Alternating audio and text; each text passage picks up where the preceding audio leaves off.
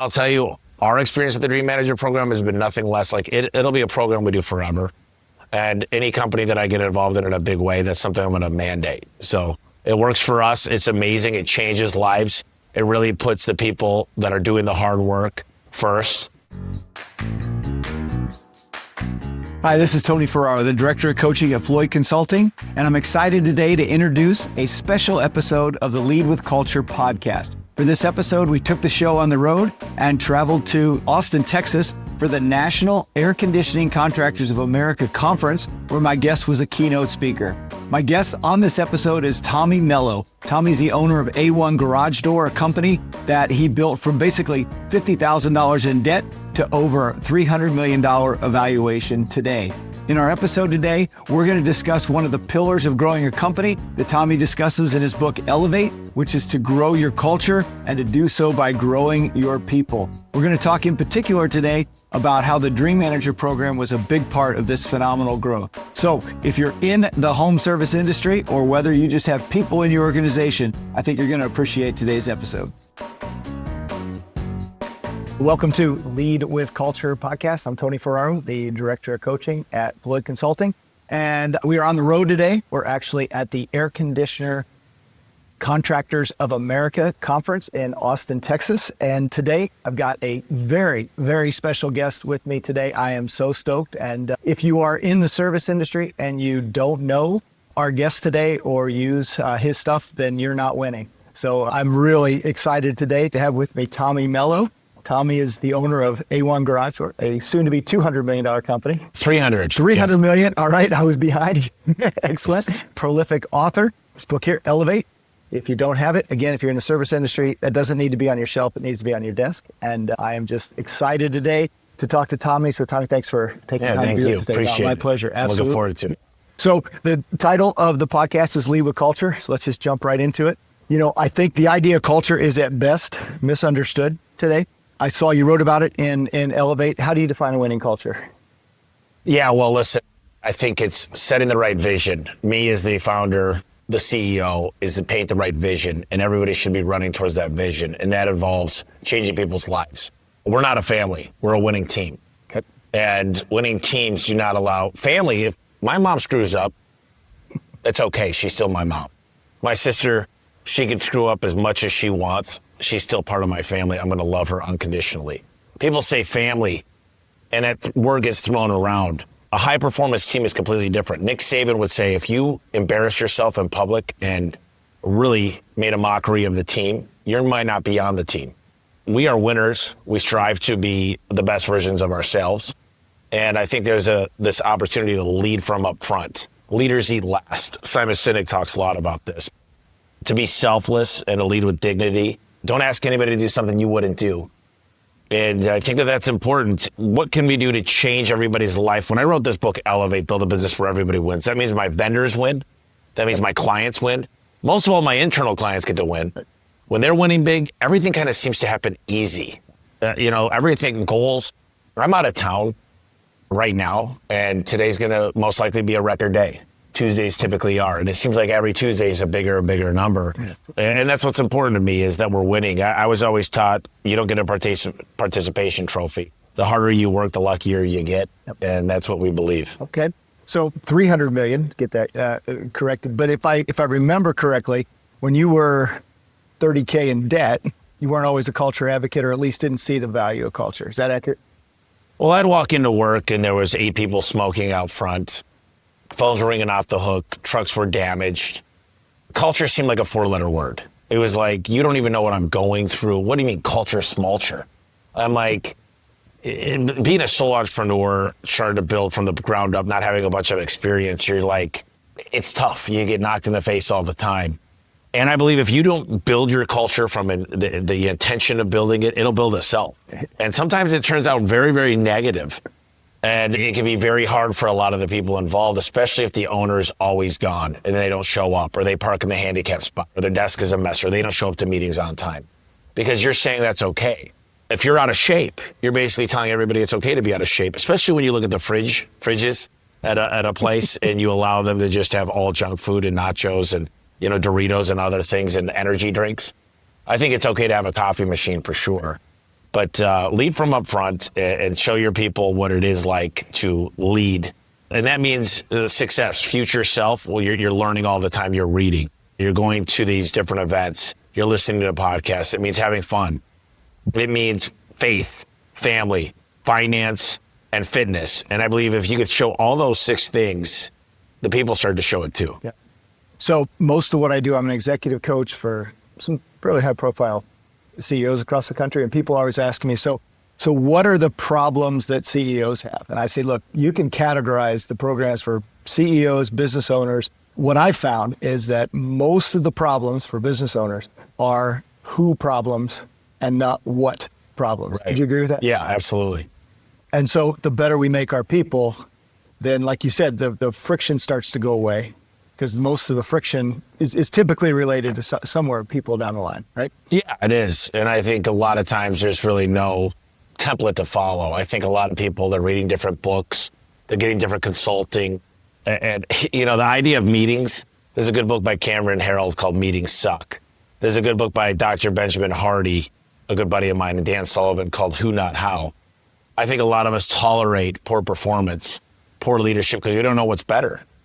Considering how many people I have, what was good to me 5 years ago is a failure, because the company's grown, and what you might think is top performer till you meet the next thing. And then it's crazy when a new guy comes up or a new gal comes up and shows you what's really possible.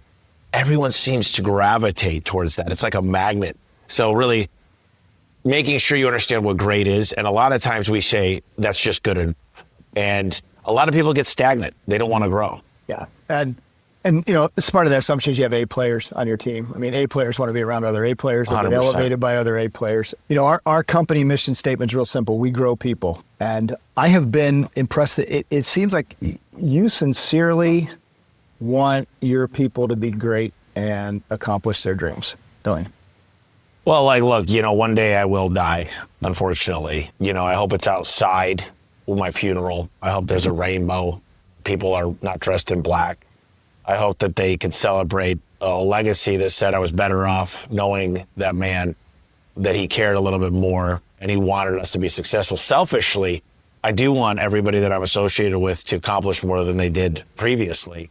I don't know. That's just the way I'm wired. But you gotta want it. I can't do the work for you. I can help you visualize the path, but you got to take the first step. Yeah, absolutely. And so that's a great segue here. So part of that commitment to people being the best version of themselves is the implementation of the Dream Manager program. Right. We've been using the Dream Manager program. It started with Kelly. Now Travis is leading us up. And the 2 individuals I've had in my dream as a Dream Manager, they care so much deeper than I've ever seen anybody care about anybody. Like they're almost like Wendy in this. It's a show called Billions, and it's Axel, and this gal Wendy is kind of like the psychologist, psychiatrist. Wendy Rhodes, yeah. Yeah, and that's what I feel like the Dream Manager is like. We got to get, if they're a woman in the company, we got to get the husbands on the phone. It's almost like counseling and deep soul searching. And a lot of people, when's the last time you dreamed? I mean, a lot of people are like, man, my dream died when I turned 16. I wanted to be an astronaut. I wanted more. I wanted this. I wanted that. And then all of a sudden, life smacks you in the face. And you really don't start thinking about, what do I want? Let me reverse engineer my life. Stephen Covey talks about, what are people going to say when you die? And it's a tough question to think about. And what are your kids going to say? Or did you leave them in a better spot? I mean, these are things that a lot of people don't want to think about, but it's inevitable. Yeah, absolutely. So my wife and I, we've been blessed with 7 children. So and my Nice. youngest is a freshman in high school. So yeah, those thoughts about, what's this legacy going to be with these kids is really hitting home with me now. So I get it completely. What I think also separates you is that, you're not only incredibly motivated, but you deeply believe in systems, whether it's the right CRM, marketing system, sales script, whatever. Simple, effective systems are key. Yeah. And so I think, some people are surprised. You talked about that. You were talking a little bit about the Dream Manager program. I think some business owners are surprised that it's actually a system. So, when you have someone certified, there's a curriculum, there's a system to it, just like a CRM. Have you found that to be the case, and that's helpful in moving people along? Well, I'll tell you, I think it was a little north of 60 people, the first Dream Manager program. 47 of them bought a house within 6 months. Some of them could have never afforded it in the beginning. So there was a little bit of sacrifice. No one really taught us about money, compound interest, internal rate of return, how money multiplies, how debt could literally bury you. Einstein said compound interest is the most powerful thing in the universe. So it's an education piece, but they got to want to learn. So I can't force them to come into it. A few people I said, I'd really like to get you into this program. And they did it because of me. Yep. And within 2 months, they were so bought in. It's crazy, isn't it? And it's crazy because a lot of them quit drinking. Right. A lot of them quit whatever their bad habits were. And they replace them with great things. Spending more time with family, not just watching a movie with family. But it takes, like I said earlier, soul searching and understanding what you want. I have a guy that just wanted to take his 9-year-old kid to Africa on a safari with the family of 4. And every day that guy would look at the picture of his kid and it was next to a zebra. And he's like, I'm going to make this happen. It was 14 grand per person. So it's 56 grand. Right. It's not a cheap trip. Yep. But he made it happen because before every job, he envisioned that trip. Yep. And that's what's important, is just being able to envision yourself and what it would be like. It's not always money. Money's a tool, but we don't praise money. We look at it as an opportunity to get ahead. Yep. And money does afford you options. Right. Absolutely. And so, a lot of, we'll talk to business owners and they'll think, they get trapped in this idea that people's lives between 8 and 5 is really the only thing that matters. But like you're saying, I mean, we found that, look, if the rest of their lives is better, they're better for the team also. Somebody who has is having a relationship issue, it's naive to think that's not coming to work. I just saw an email the other day I got from Dave Ramsey about how to stop people from chasing $1 or $2 more an hour. And what we found is that, you can't pay someone enough who can't manage their money, which is why I think folks start chasing. I'll go to this place for $2 more, and that doesn't work out. And financially, or financially, but also physically. Granted, people don't have to be, not everybody can be as jacked as you and I, but when you think about people's physical health, someone, obviously they're going to be able to do their job better if they're in better physical condition, but also they're going to be able to do something outside of work. Yeah. And they're not going to have all the trauma that goes along with health. So the whole person really is important, and you really seem committed to that. Yeah, well, I say if you can't save money at $40,000 a year, $100,000 is not going to solve the situation. What Dave Ramsey talks about, what I love the most, everyday millionaires, the opportunity of, so I was fortunate enough to take finite math when I was 19. And there was tables in the back of this book, and it showed 10 years, 20 years, 30 years, 40 years. When you hit that 40-year mark, it's like, you're talking about millions and millions and millions and millions and millions of dollars. It's just taking a little bit of discipline from the beginning. And the same thing with working out, is it doesn't need to be this crazy curriculum, but it's just like, make sure your sleep's a little bit better. We spend so much time in bed. Make sure you got a comfortable bed, a good pillow, good sheets, and you're not distracted, and you it's a habit. And I do believe in 8 hours of sleep. I track it with this Aura rate. Yep. That's where I think the foundation is. And then just recovery. Some of us are low testosterone. Some of us need a peptide to get better. Some of us, a little less alcohol or sugar.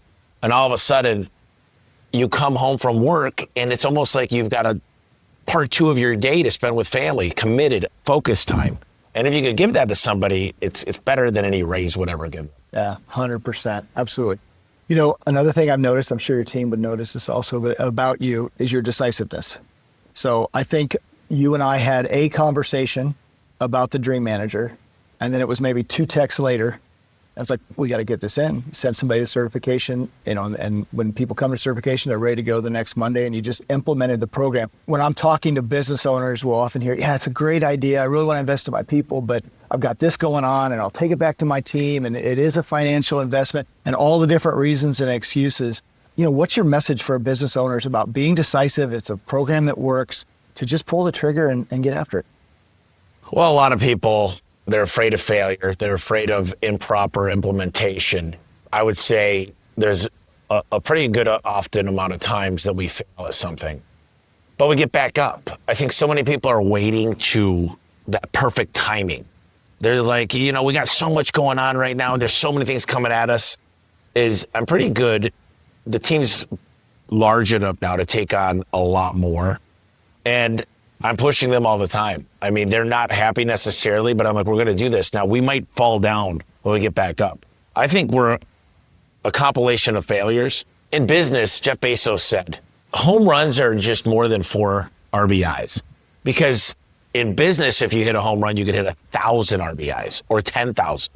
And so we're always trying things and figuring out, is this going to work in our culture, in our business, in our atmosphere of the business. And I think so many people, they're so afraid to get started now. There's often people that read a new book every week and they bring in all these new things. It's always like, now what? It's a flavor of the week. So it's a good thing not to go the other way. Right.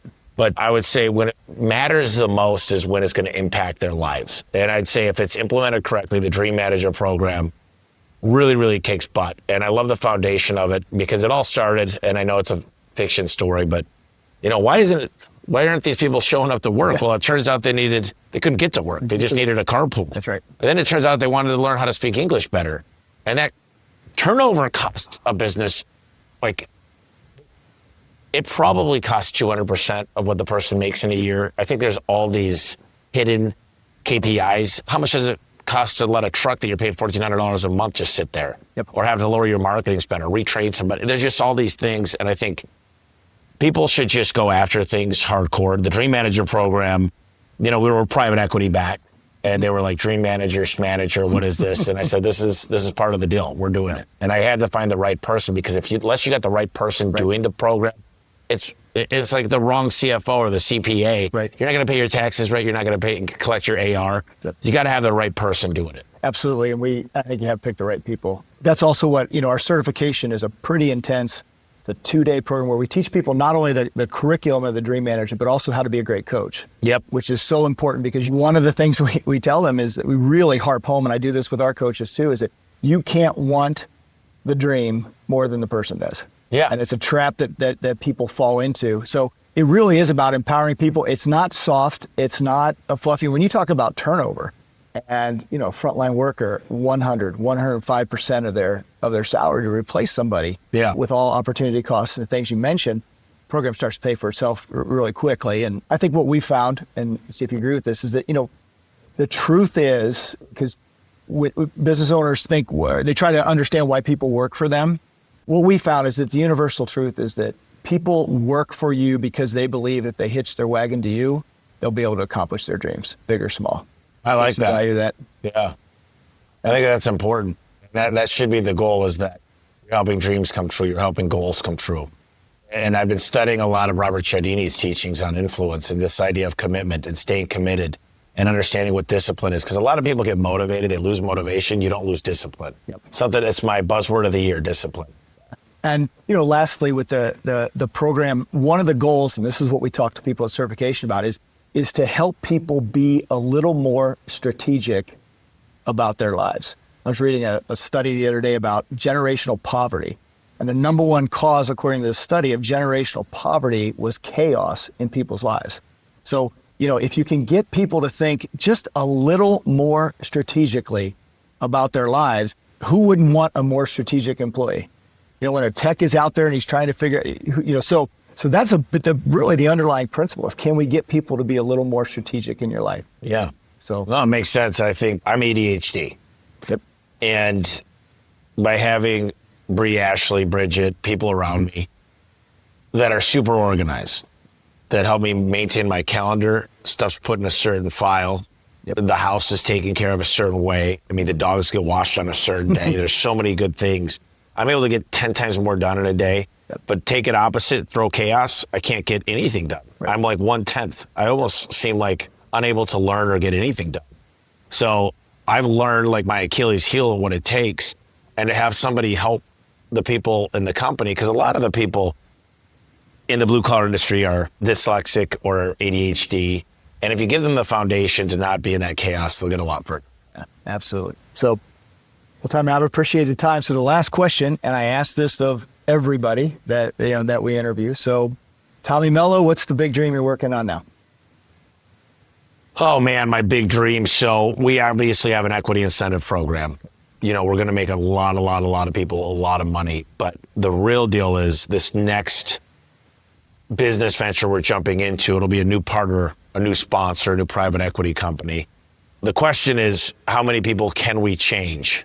What's really cool, personally, I'm getting married. We want kids in our future. We're building 2 dream houses, and those dream houses are built in a way to have people come share we can share our lives with them. Right. Like my mom's 70th birthday, Bree's niece, her 3rd birthday we had at the house. I don't think you can put a dollar figure on quality time under a roof with family, friends, and people that you love. So there's a lot. If I had to tell you all my dreams, you'd be like, man, this guy really dreams a lot. But I want to be a positive impact with people around me. I want them to say that he challenges me and he holds me accountable. My real friends tend to ask more of me. They tend to hold me accountable. Maybe I'm not having a good time with somebody on the team, and they'll say, but this is a true player of your team. He didn't do anything wrong. You got to look past that. It's like they challenge me to become the best version of myself. They expect me when I say I'm going to do something to come through with it, and they remind me of what I said I was going to do. I think a lot of times it's so easy to let people off the hook and say, it's no problem. Go ahead, you can cheat. Go ahead, you can miss the workout. Right. I understand, and that's not what real people that are behind me do. Yeah. So I think my dreams are confessed to everybody. They know, most people in the company know what I'm going after, and they hold me responsible.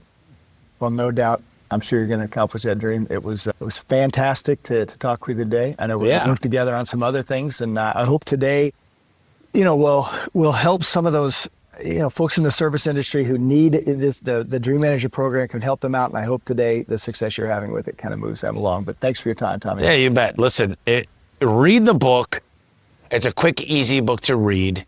If it doesn't really impact you, you don't have to do anything. But I'll tell you, our experience at the Dream Manager program has been nothing less. Like it'll be a program we do forever. And any company that I get involved in a big way, that's something I'm going to mandate. So it works for us. It's amazing. It changes lives. It really puts the people that are doing the hard work first. And it's going to impact the community. It's going to impact the school system. It's going to impact people. Generational curse of not being able to get ahead in life, that's what the Dream Manager is about. So I highly recommend at least reading the book, listen to the Audible, do what you need to do to get access to that, and then you'll decide what you want to do. Awesome. Thank you. Appreciate you. Thanks, Tony.